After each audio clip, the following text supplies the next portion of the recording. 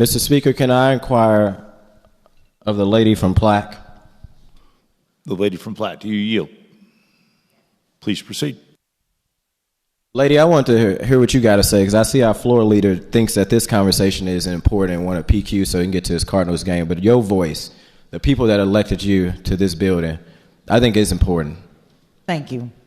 So there's a couple of things that I wanted to share. Since we love Martin Luther King Jr., Martin Luther King Jr. said in the letter from Birmingham jail that freedom is never voluntarily given by the oppressor. And when we talk about power, there are people in this body who have come to me in my very short time in this body and said that this system is messed up. This system in which we are in right now is messed up. They have the power to do something about that, but they need to be brave. And apparently, brave is not on as large of a discount as audacity. And then I want to quote another famous Black American in James Baldwin when he said, "I love America more than any country in the world.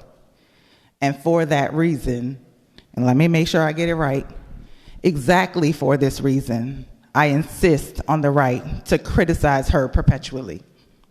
I think that there's a lot of criticism that can be launched in this body. I think we all love the state of Missouri. We all love the citizens of Missouri.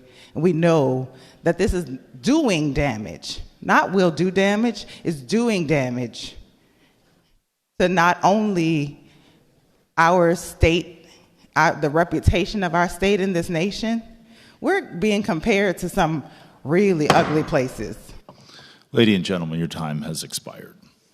Further discussion on House Bill 5.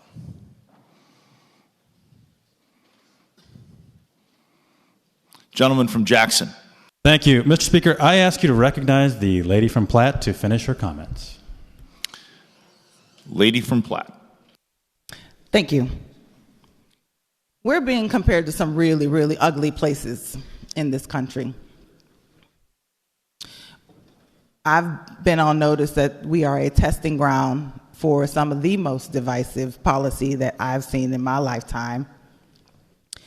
And I know a little bit about divisive policy. My dad grew up in Fort Deposit, Alabama, where he, his brothers, his cousins, and several other members of that community marched for their civil rights. They were shot at, and a lot of his family members and friends lost their lives. The person who shot at them did not wear a hood. The person who shot at them stood on a corner proudly and took the lives of people who only wanted freedom, who only wanted not just freedom, the full privilege, the full range of freedom that we would like to all say that we want for everyone. But that's not what's happening. And I appreciate the amendment maker for saying his vision, his intent.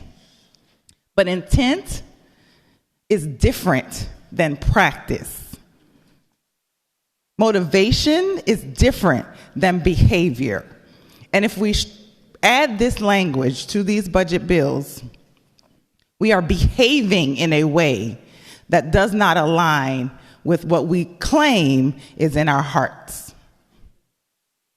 I yield the balance of my time. Thank you.